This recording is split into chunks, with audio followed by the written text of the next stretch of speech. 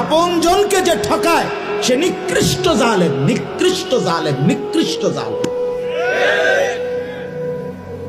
আপন স্ত্রীর মোহর যে আদায় করে না সে একদম নিম্নমানের মানুষ, একেবারে অসভ্য, একেবারে অসভ্য, একদম অসভ্য। এটা আপন স্ত্রীর মোহর যে দেয় না, আপন বোনের সম্পদ যে দেয় না, আপন ফুপুর সম্পদ যে দেয় না, আপন জনকে যে বঞ্চিত করে, বিশ্বাস করেন একেবারে নিকৃষ্ট অসভ্য লোক ছাড়ার কিচ্ছু নাই। অসভ্য মানুষ, বেহায়া লোক, বেহায়া। কত বড় বেহায়া জানেন?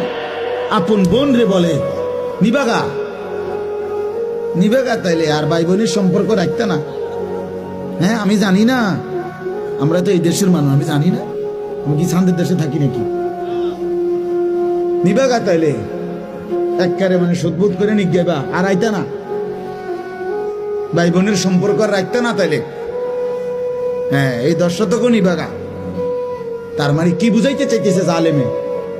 এই জালেম না, এই জালেম বুঝাইতে চাইতেছে বোন তুই আমার আপন বোন, আমার রক্তের বোন বাগিনা যদি আমার ঘরে খাইতে হয়, আমি ভাইয়ের ঘরে জমি দিয়ে খাইতে হবে।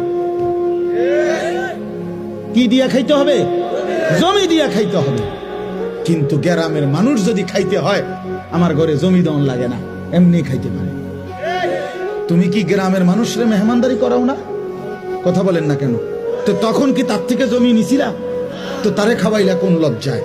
আর আপন বোনের বেলায় কও যে নিবাগা, আর আইতা না তাহলে আর নিতা না, একবারে নিবাগা সদ্ভুত কইরা। কি পরিমাণ বেহায়া মানুষ!